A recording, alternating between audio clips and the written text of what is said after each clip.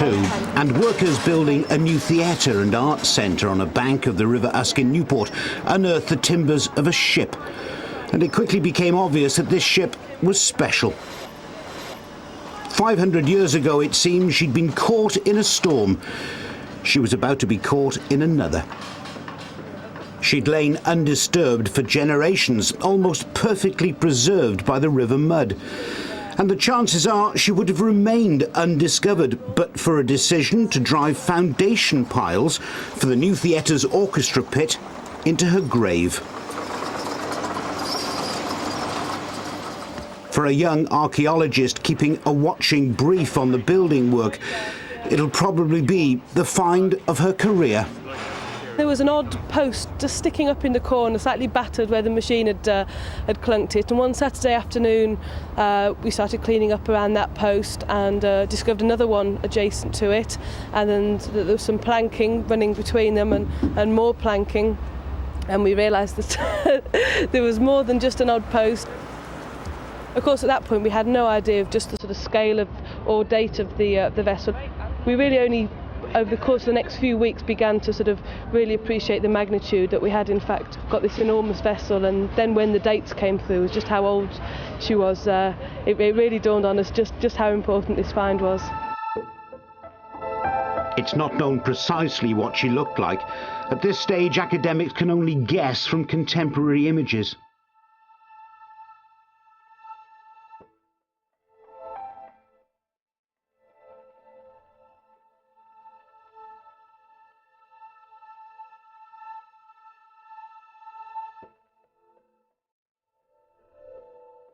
It is known, though, that she's older and larger than the famous Matthew, the ship that caught the headlines in 1997 when a reconstruction of the original sailed from Bristol, a home port, to Newfoundland.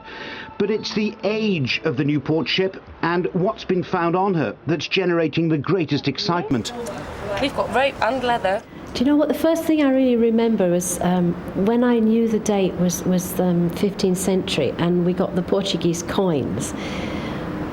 Stepping on that ship and thinking this ship probably pulled up in Lisbon and probably keyed up at the same quays as the great navigators, the great explorers of the 15th century. They all learned to sail from Portugal, Christopher Columbus and Vasco da Gama, who went and made their great voyages about 20 years after this ship was constructed, and thinking she was probably there. She probably pulled up at the same places as these great men. And I'm allowed to stand on this ship. You know, I'm one of those few people who actually can step down here and go down here and take it apart and photograph it and record it as it goes. I mean, I know I'm lucky for that.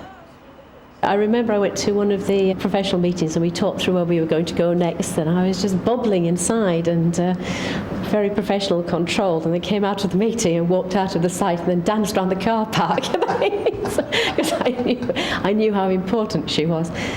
I was absolutely amazed at the size. I'd heard from colleagues about its dimensions and how impressive it was, but I was completely amazed when I saw it. And I began to realise, talking to people nationally and internationally, how important it was in the overall context of global trade of the time. It wasn't only the professionals who were excited. The ship quickly caught the public's imagination.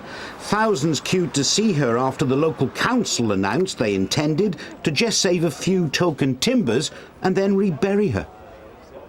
From then on, saving her, all of her, became the people's project. The people of Newport were to play a vital part in her rescue, and all through a campaign run from a nearby fish and chip shop. It was phenomenal, the support that we had from the people of Newport. They showed how much they care, and they still continue to show how much they care for their ship. We're so lucky that the ship was found where she was found.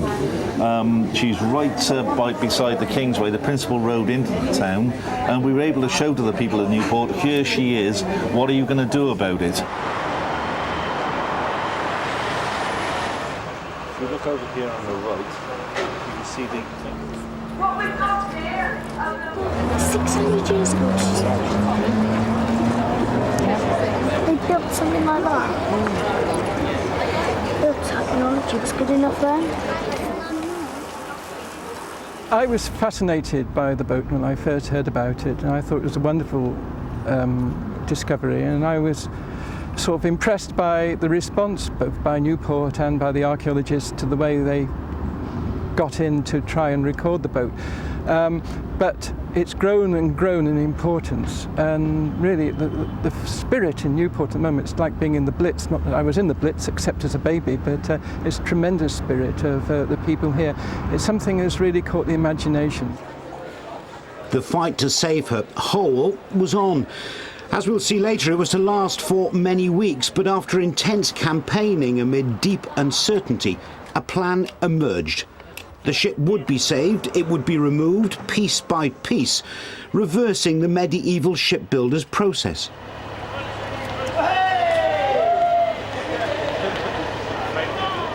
Exposure to the air would cause the timbers to decay rapidly, so they must undergo a long preservation process before the ship is eventually reconstructed and put on public display.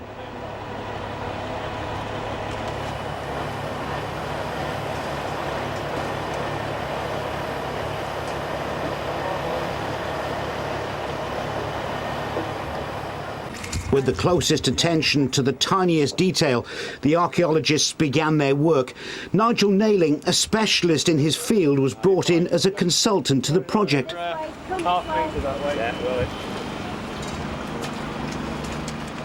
The ship's long-term care was in the hands of conservation expert Kate Hunter. Once that's gone, then we've got a huge number of framing timbers that become available for lifting. And we've got a long, hard graft to take those out. That's going to be the bulk of the work. That's where I'm going to have to lie down on frequent intervals or something. It's going to be tough work. It's also going to be frustrating. Some of these floor timbers are pretty massive. Each waterlogged timber, and there are more than 1,000 of them, was taken away for storage in huge tanks. There'll be detailed drawing and recording, and that'll take at least 3 years before the even longer process of conservation can begin.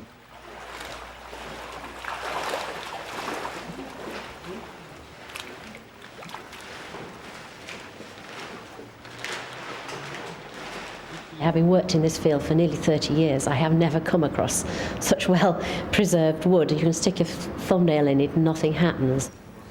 At the moment, this waterlogged wood, which looks incredibly well preserved, is actually held together by water. And we know if the water is driven off, the wood will crack apart and we will lose its wonderful, fresh, new look. So I have to replace that water. And the chemical that we use is polyethylene glycol, which people will know as antifreeze. We know already how old the timbers are. Sophisticated science can date the wood accurately. Well, if I've got that bark edge, I can tell within 6 months when the tree was cut down, no matter how long ago it was, as well as possibly indicating where the tree came from. The oak for these timbers was felled in the winter of 1465, probably in the Forest of Dean. The ship's story was coming alive.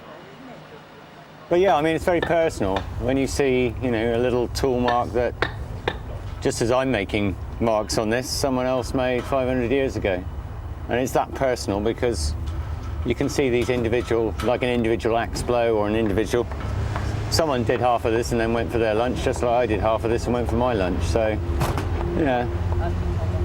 and great respect. I mean, someone worked with this material. We're struggling on occasion to shift pieces with a 50-ton crane. They did it using presumably block and tackle and very straightforward technology. So they deserve respect for having a skill that we patently don't have anymore, and loss of craftsmanship, which I don't know if anyone could build one of these today. The raising of the Mary Rose in 1982 caught the imagination of the world. Henry VIII's warship, the pride of his fleet, had sunk in 1545. The operation to lift her was massive, stretching every technique and every resource. But the rewards were massive too. Archaeologists and historians revelled in the wealth of new information about the period. But Portsmouth's Mary Rose is a youngster compared to Newport's ship. She's at least 50 years older, clinker built, that's built of overlapping planks and constructed during the Wars of the Roses.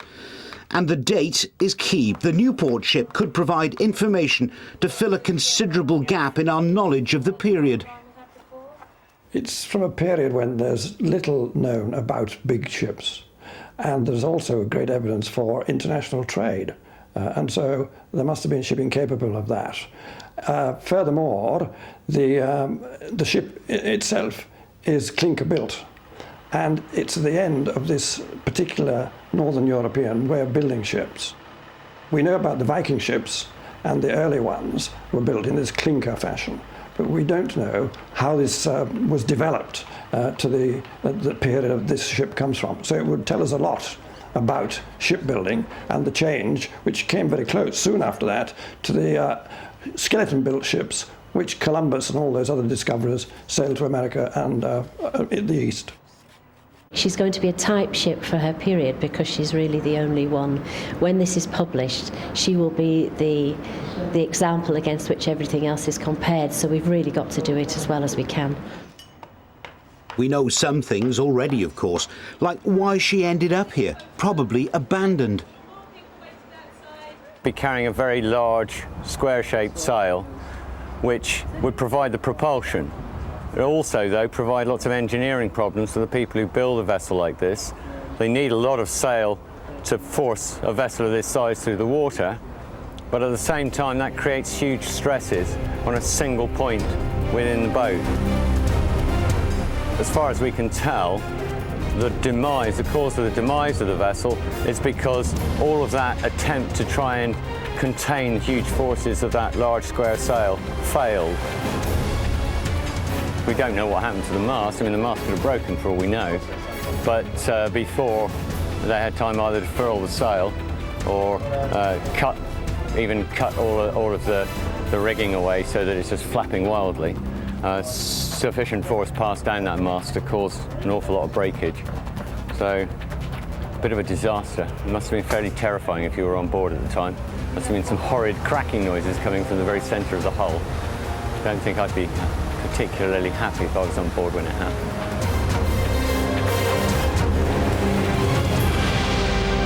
And that crack is ancient. It's not the result of the pile going through. And that's probably part of the major failure when the stringer on the other side, the other structural elements failed. That would have been the beginning of it. Once the masthead cracks and starts to play, then all those forces start running through the rest of the ship.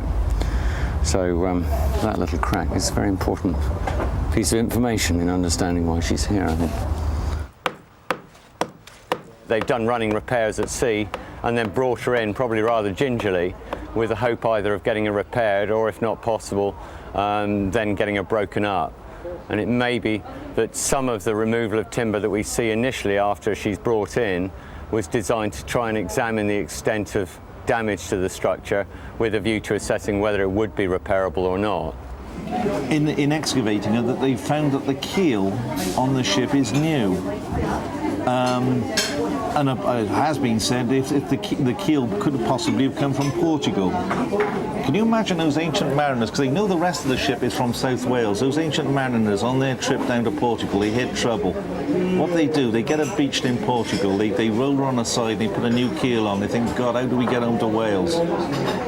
So they managed to get her home, but the mast step breaks as they found on her. She limps into Newport, and God bless her, think about it. She got the boys home probably.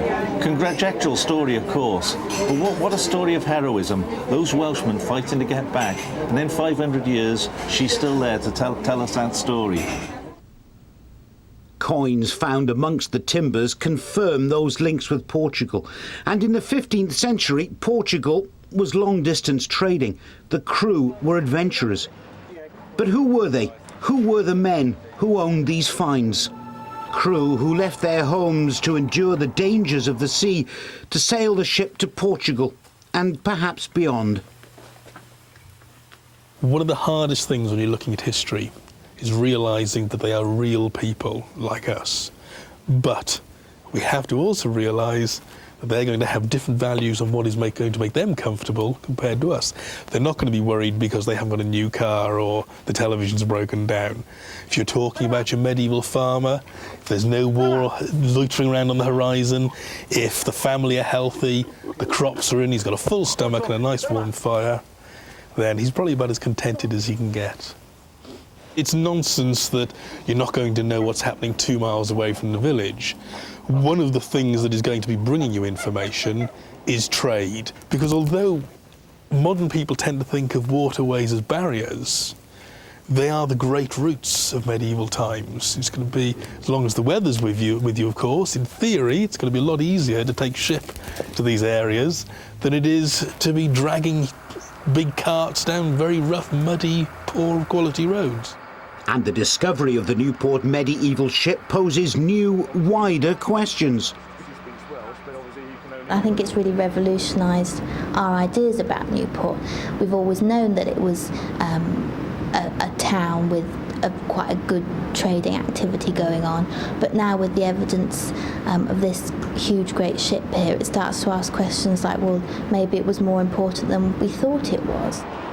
It's quite exciting to think that trade was happening between South Wales and the Iberian Peninsula, and the sort of reflection that would have had on town life and the people living here.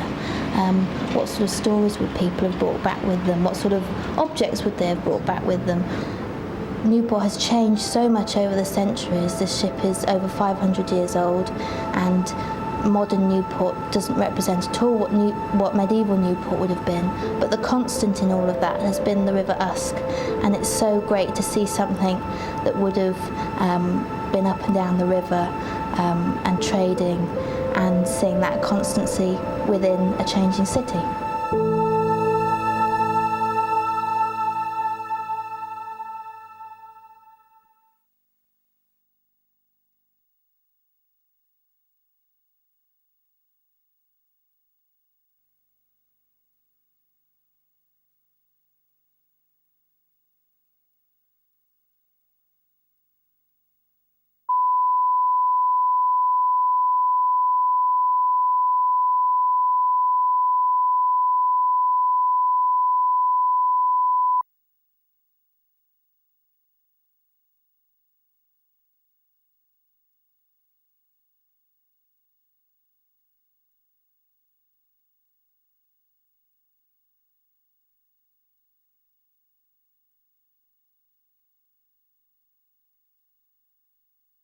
Interest was reaching new heights by August. The discovery of Newport's medieval ship proved beyond doubt that even in the 15th century, Newport was a busy and bustling and vibrant community.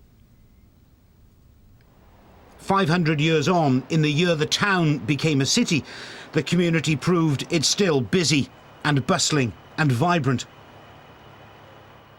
The local council were embarrassed by the find. They faced a huge bill. Penalty payments for the builders of the theatre who'd suspended work, and the cost of rescuing the ship, the whole ship, was beyond them. At the moment, no, that doesn't look like that's going to happen, but we'll be able to get a virtual record of it through our recording, and also keep 5 to 10% of the really important timbers for later analysis. It's a procedure that archaeologists are used to. They're quite often in a position where they can't save all of a structure, and that there's an agreed course of action from an archaeological perspective that gives an end result that means it's been recorded appropriately. And that's basically what happens. It happens on a number of projects. It happens in London on a regular basis. Obviously, we're looking at other options for this, and if somebody comes forward with some money, we will do our very best. The council set a deadline before building work on the Theatre and Arts Centre would resume, and the ship would be lost. But that deadline turned what had been a murmur of protest into a howl. twice about what's happening. Hello, sir. I wonder if you'd be interested in sending a matchstick to Sir Harry Jones for me. Excellent. Thank you very much. If you would, because in 2 weeks' time they intend to remove the ship at JCB. So I work for the borough. It's disgusting. it's appalling, sir. It's disgusting what It's appalling, sir. It's absolutely appalling. It's disgusting. You can't.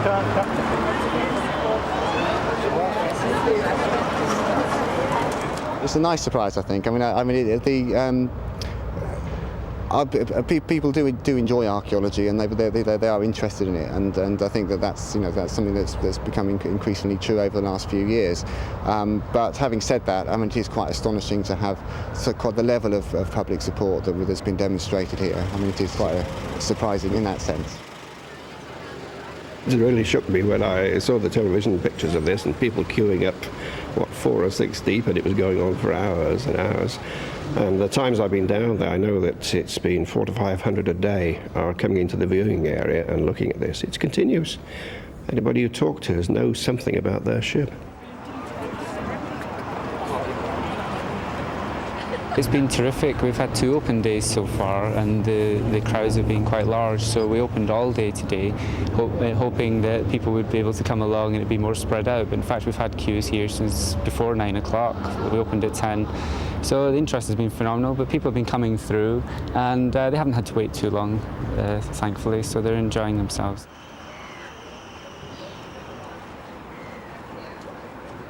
Wait an hour, 2 hours, 3 hours if necessary. Yeah, that's worth it. We were very, very surprised by the response, but we were also very pleased by the response. We made the national dailies, and it's not often that we end up doing that in Newport. The public feeling actually helped enable us to progress the issue in the way that we have done. Thank you all for being very patient, and thank you for coming, because it's only at opportunities like this that we realise that you value the work we do, and it's very heartening for us. Thank you very much indeed.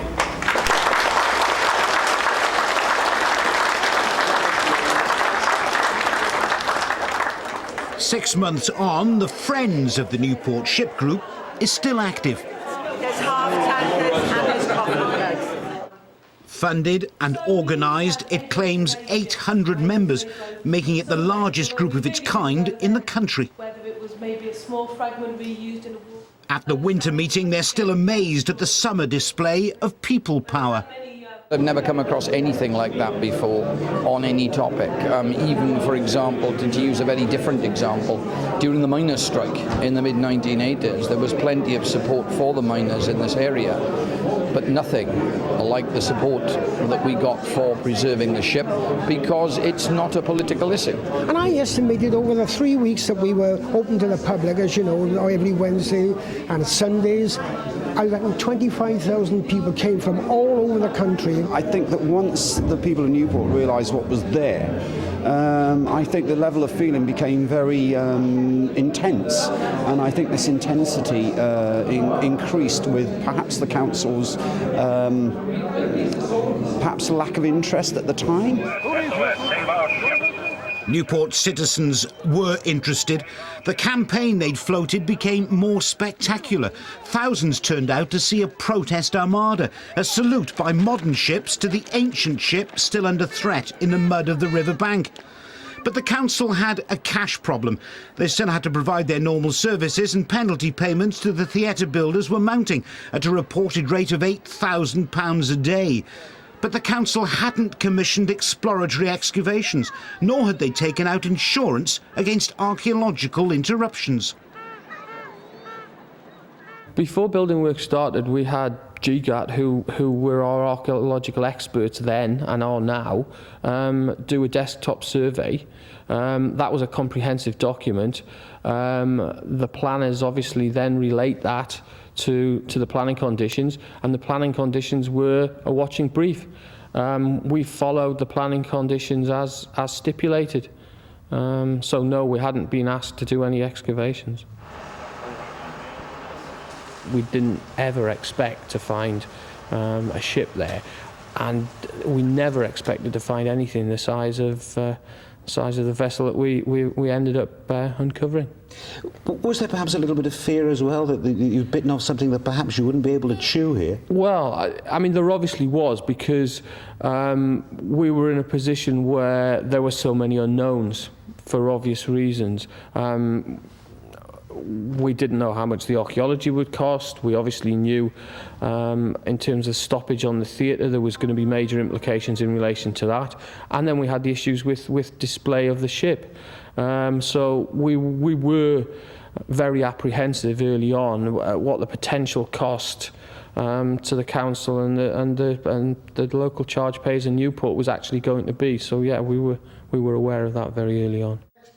The council was so apprehensive, in fact, that they failed to turn up at a public meeting, though hundreds of other people did. If it's a Wales treasure, well, it's up to the Assembly to treat it as such and come up with the goods. If it's a national treasure, it's up to the Department of Culture to see it as such. Someone said that it was there are European colleagues of the gentleman who spoke who'd give their eye teeth. We don't want their eye teeth, but we'd like lots of their euros to set it up. Can I just ask you what you think should happen with the boat? Well, I certainly think straight away the council should extend the period for the investigation into it, and I would expect them to take a lead in terms of setting up some kind of group or committee to look at how it might be preserved. The idea that it can't be preserved is not acceptable to the people of this town. I think they should save it. They shouldn't continue digging. They're going to ruin it in a week or so. So I think they should bring it up and survey it for the nation. Time is the important element here. We're all very concerned that people will talk a lot about where shall we put it, etc., etc. But what we need is to play for time to delay the removal of the team from the site. In the face of growing protest, the council retreated. Come along, walk with us out to the civic centre and deliver over 6,000 signature petition. Come along, join us please this morning, save our ship. Even the mayor felt unable to meet campaigners. As a protest march approached the council's headquarters, the mayor left in a hurry.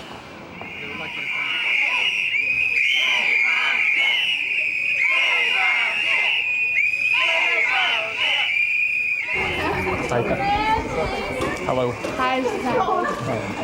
Mr. Vara, this petition has been organised by the young people of Newport who've come up here to show their interest in preserving this unique treasure that's been found in Newport. You can't disappoint them. We have over 6,000 signatures which we wish to present to the Mayor. I'm sorry, the Mayor isn't actually available, so... we were promised the Mayor would be here, Mr. Vara. Right, well, I don't think you were. I believe we were. Were we not? We were. So the Mayor is not going to... Mr. Vara is actually the representative who's dealing with this particular issue, so he is actually the person that you need to speak to. The Mayor will not turn up. Sorry? The Mayor left 2 minutes. You've got the Managing Director in. Good morning. You Jampree? No, I'm not. All right. Good morning. Hi. Very pleased to meet you. I spoke to the Mayor. Unfortunately, he's not available. But I am if you let me finish, please. But I am, in fact, the head of paid service for Newport Council and would be delighted to receive your petition. That's not acceptable. Well, in that case, sir, we have a problem. I'm here to... I thought that our wonderful ship was going to be destroyed and lost for all time, and in an act of complete and utter barbarism. I think we Newportonians feel so aggrieved at the loss of so many of the beautiful buildings that we've had in the town. And I think we had the support from the people of Newport because they realised that this mustn't be allowed to happen, and they realised what terrible damage has been done to our city in the loss of buildings that we've loved. So I think we were able to tap into that sense of aggravation in some ways with the campaign to save the ship. While work on the new theatre and arts centre had stopped, the protests hadn't.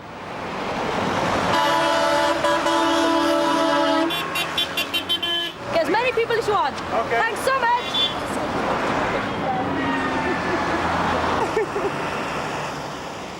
The council turned to the Assembly for help, £3.5 million worth of help, after finding themselves in a hole of their own. We're very pleased that after weeks of discussion with the local authority, and I want to stress we've been in discussion with the local authority since day one, whether it's the Environment Minister or the Culture Minister, we've been discussing about how we can save the ship and more importantly how we can put it on display in Newport. We've agreed today a financial package of support for the local authority. We're also approaching the Heritage Lottery Fund, and on this site the boat will be displayed. You'll be able to go and view it, you'll be able to see it being reconstructed, and the financial arrangements have been made. Well done. She absolutely understands some of this technical stuff. Well done. And obviously it is phenomenally fantastic news. Exactly. Every bit of timber is going to be saved and it's going to stay here in Newport for the people of Newport. This is a part of our maritime history that shows that we go back and we're a trading port all those years ago in the 14th century. Again, another unique facet that we weren't aware of. So a wonderful day for Newport, a wonderful day for Wales, and I think a wonderful day for all these people around here who have been demonstrating a passion about this boat in a way that I've never ever seen being exhibited before by people in Newport. Of the size of the ship. But there were still questions to answer. This will be the entrance coming into the theatre, and it will have a glass. However, despite repeated requests, neither council leader Sir Harry Jones nor any other member of the council's ruling Labour group, the Decision Takers, would be interviewed for this programme. Instead, the job was passed to a council officer. Hypothetical, I know, but what would have happened had the Assembly not come to the rescue with that bag of cash? Well, what a question, eh? I mean, I can't start to believe. Well, I can't start to give you an answer, really. I mean, I think I would have been relying on possibly the Heritage Lottery Fund, but given the timescales, I don't know. I don't think there's an answer. It's not. I mean, there's a number of things could have happened, but I wouldn't like to guess, to be honest. And you wouldn't like to entertain any of them, really, I suppose, would you? Well, if somebody else came along and gave us $5 million, I would have been very happy, obviously, and that might have happened. Some big trust might have come along and said, well, there you go. But it didn't, and I guess things happened in the way that they did, and we were very pleased that the Assembly stepped in to help. I've been with the campaign from 7 o'clock in the morning on the very first day, and I'm just completely elated. It's wonderful. We've won. Thank you. How important was the campaign in saving the ship? I think the campaign was essential. Without the campaign and the sheer weight of public support, given the restrictive timescales that were in operation, there's no way the Newport City Council and the Welsh Assembly would have realised the depth of public feeling supporting the ship. And when the 23rd of August, the decision came then and the announcement, we were absolutely blown away. But were those celebrations premature? There was more controversy to come.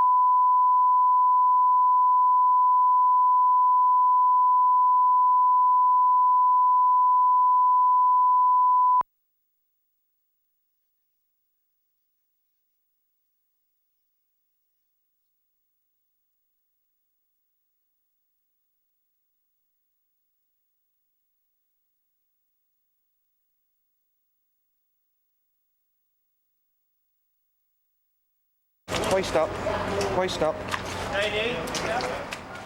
Nearly 5 months after she was found, archaeologists were removing the last visible timbers from Newport's medieval ship.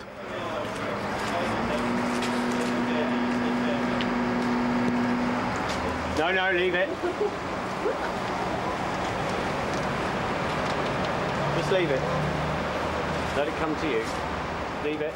For consultant Nigel Nailing and project leader Kate Howells, the immediate job was done.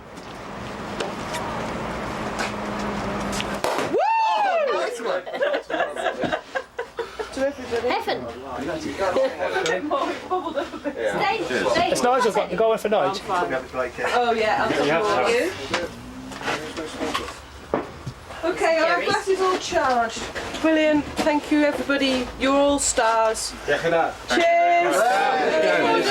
It's a wonderful day today. I had a tremendous lump in the throat watching those last timbers come out, and you look down there and see what was there for 500 years now, which is now out in one piece. It's absolutely marvellous. When we remember those times that we didn't think we saved the ship at all, but we'd like to say God bless GCAT, God bless the Conservation Department of Newport. It's wonderful we've got the decision that we wanted. It's wonderful that this fantastic jewel will be saved for the future of Newport. God bless one and all. We love you all. You're great people. Oh, thank you. Every one of you. I'm going to kiss all the girls. Kiss all the girls. Come on. Kiss them all. Thank you to the friends. Absolutely. Thank you to the friends. Despite the celebrations, the archaeologists knew there was still a fight to be fought. If they exist, the bow and the stern of the ship are lying outside the metal shuttering of the excavation pit. The ends are vital in defining the shape and structure of the vessel, and they in turn determine what she could do at sea, speeds and whether she was ocean-going, whether she was just estuary and river and the like. So it would be vital to get those ends, if at all humanly possible, the ends of the Newport ship should be excavated, because that will help tremendously in defining the ship, and from that we can be more certain about her capabilities in seagoing. We're going to do a mechanical excavation once the orchestra pit is constructed of both the area where the stern may be and where the bow may be, but we're not actually expecting to find a lot at all. Oh no, I'm sure they're there. When you see the shuttering, the way it's come through various parts of the timber, it's just cut through what was there. So I'm quite happy myself that there is a stem and a stern post out there. On the port side, this vessel is lying over to one side, and the side which is lying over, in fact, is the one that we have most length about, right up to where some of the deck beams were. The other side, where she's leant over, has been cut off just above what we call the floors. It's been cut off perhaps in the 18th, 17th century maybe, as the mud maybe built up around there, and they cut them off because they were sticking up. So it's been levelled off, and in fact there's a small quay being built on the seaward end in that level. Now, if they were cutting those off, it's more than likely they cut the stern post off level as well. So there's a piece of the stern post down there, probably. They're so tantalisingly close. They're only at a depth of around about 2 to 3 metres as such. It's so important that the stern is particularly is recovered, because that way at least they'll know how the vessel was actually steered. To leave these vital fragments of the ship, in my opinion, is like tearing out the last page of the Agatha Christie novel. It's planned to eventually exhibit the reassembled ship in the basement of the new art centre. But whether that's fulfilling her true potential is being questioned by the experts. The world's leading marine archaeologists gather for a conference in Dover. And they chose Dover because of the archaeological treasure found there 10 years ago. Under amazingly similar circumstances to those in Newport, workmen in Dover in 1992 unearthed a boat from the Bronze Age. It's 3,500 years old. We were descended on by the world's press, but also the most inspiring thing really were the hundreds of Dover people that stood round at the top of the hole. This was a 25-foot deep hole. They could see nothing, but they stood there for hours and hours and hours and waiting very patiently. And in the end, we actually set up a CCTV camera so they could see what was going on.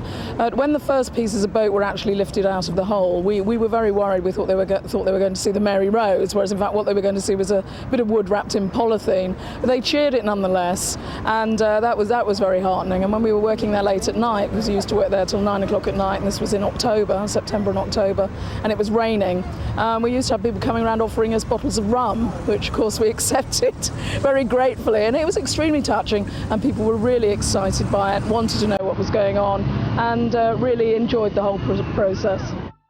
Dover's boat is now the centrepiece of a dedicated museum exhibition.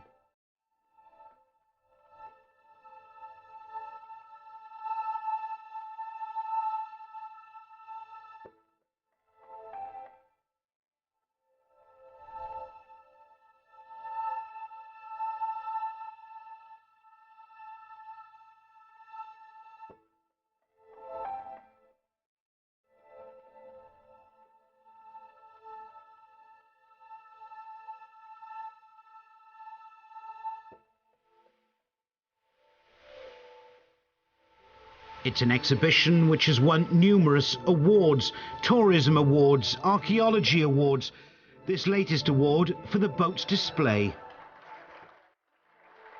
It's been a great thing for Dover, and I think the other nicest thing about it is it's brought pride to people in Dover, to the local residents. Our visitors book reverberates with comments from locals saying how proud they are of their town, of their history and of their boat. In excess of 100,000 people over the last 3 years have seen the boat. It has, as I say, raised the notch of tourism in Dover.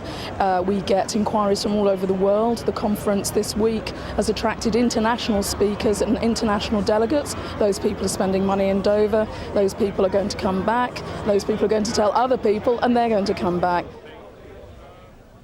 So can Newport expect the same return with their plans for a basement exhibition? The immediate reaction is that you couldn't really get most of the parts in through the door in order to rebuild this vessel down in the basement. Why on earth do you want to put a vessel in a basement which is so glorious when it's going to be rebuilt? It should be in full view for people to walk around the outside of it, be able to have a viewing platform looking into it. But they're talking about covering half of it with a roof over it so you can't see that end. And the hole that they're suggesting is so close to the side of the vessel that you'd be always rubbing your noses around it just to get around it. I don't think this is the architect's fault. I think he's just been given certain brief to work to. This really needs reconsidering amongst the people who are going to fund this and the people who know the sizes of the vessel. Ian, I'm putting these points to you because they're points that have been put to me by fairly eminent marine archaeologists, several of whom have said that the plans are wholly inadequate, in that the ship can't be reconstructed in the basement, and if it's reconstructed elsewhere, you won't be able to get it in. Well, I don't think we can comment on that, because, I mean, we've got advice from other people that says... I think you can speculate till the cows come home. Yeah. When you take an expert advice, how are you going to be building a basement? Again, they're saying that this was a fine plan in the interim. It seemed to be the answer, but on closer examination, it's just too small. Well, again, it's pure speculation, to be honest. I mean, it's not the sort of thing that we want to get into. Newport's medieval ship is unique, but she's not alone. Almost a century ago, in 1904, workmen building Newport docks discovered the preserved remains of a Viking longboat. But a century ago, attitudes were less sophisticated. Besides, there was neither the skill nor the technology to preserve it. The Viking longboat was destroyed. And in more recent times, there have been other rare and dramatic finds in the immediate area. In 1987, an almost complete 19th century canal boat was found in the River Usk at Tredonoc.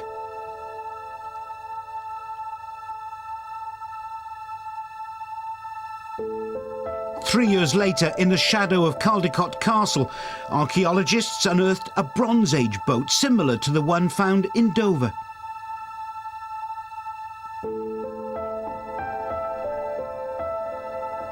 In 1993, the remains of a Romano-Celtic boat, more than 1,500 years old, were found in the mud of the Severn estuary.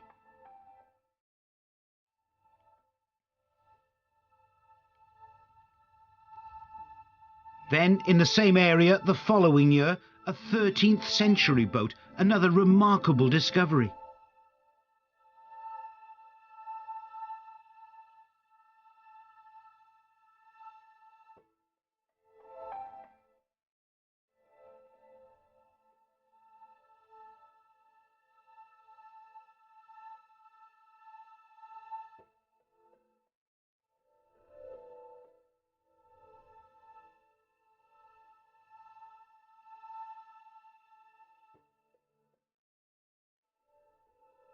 And 2 years ago in the River Wye in Chepstow, workers laying a new sewer came across a unique trow, an 18th century trading boat.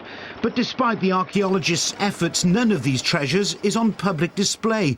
They're all in storage. But with the discovery now of Newport's medieval ship, it's being asked whether that much history can be ignored. I think all those boats could be brought together in what would be a fleet of boats stretching over those 4,000 years. And it might seem, if the people who make decisions, particularly financial, could be brought to see this, that they would have a tremendous exhibit, unique, not just in Wales, but unique in the world, I think. It would be. You don't need to be a specialist to be attracted by ships. They're pouring in now just to see what is really a very dirty hole in the ground. The present idea with the hole in the ground, that could be used very well for the other vessels which have come to light in the Gwent Glamorgan area. Some of them very old indeed, and some just a bit later. You have a wonderful range of maritime history there, which, if it was put together properly in that viewing area, and then perhaps an exterior or building on the surface for the ship itself, you would have set up there a leading European maritime or ship museum. It'd be an enormous attraction, this. You've got Roskilde, Viking Age ships in Denmark, and they are all of a period, but they draw tremendous numbers every year. In Wales, you would have this procession of boats showing different ways from 4,000 years of South Wales seafaring and rivercraft. Yes, it would be immense potential. And that which should persuade the politicians, I would think, perhaps, to put something into it. I would say it's totally impractical, given both the revenue and capital implications. When the counting stopped, more than 40,000 people had travelled to see Newport's medieval ship. What do you think, Luigi? Like a skeleton, wow. Does anyone know what the people are called to take the pieces out? They are, but they're very special kind of people. They have to look after the pieces to make sure they get broken. They're called archaeologists. Can you say that? Archaeologists. That's right. It's interesting, and it's got pictures that can tell you about the boat, and it's quite amazing to see the inside of the boat. And I've been on a ship before, but I've never seen the inside of it. The fascination lingers for all ages, even though the ship may not be seen again for years. This talk was going to be on early boats from Gwent. However, it's now changed slightly into being a talk about the Newport medieval ship. If we have time at the end, have still to be looked at in detail, including all the small finds that have been found in the ship. There are few links with the far past in Newport. A half-timbered building in the high street, a pub, being one of them. But there are those who believe that this is not the end of the new city's new voyage of discovery. Morning, Simon. Morning, Charles. What odds would you give me on finding another ship in the area, please? We'd give you 2-1 about that, William Hill. That sounds pretty good. I think we'll have our usual. £250? £250. So I'm not a betting man, actually, but I'm told that odds of 2-1 show a high probability that another ship is yet to be found. Are the friends of the ship prepared for another find? Well, could we cope with being fathers of twins? Yes, I'm sure we could.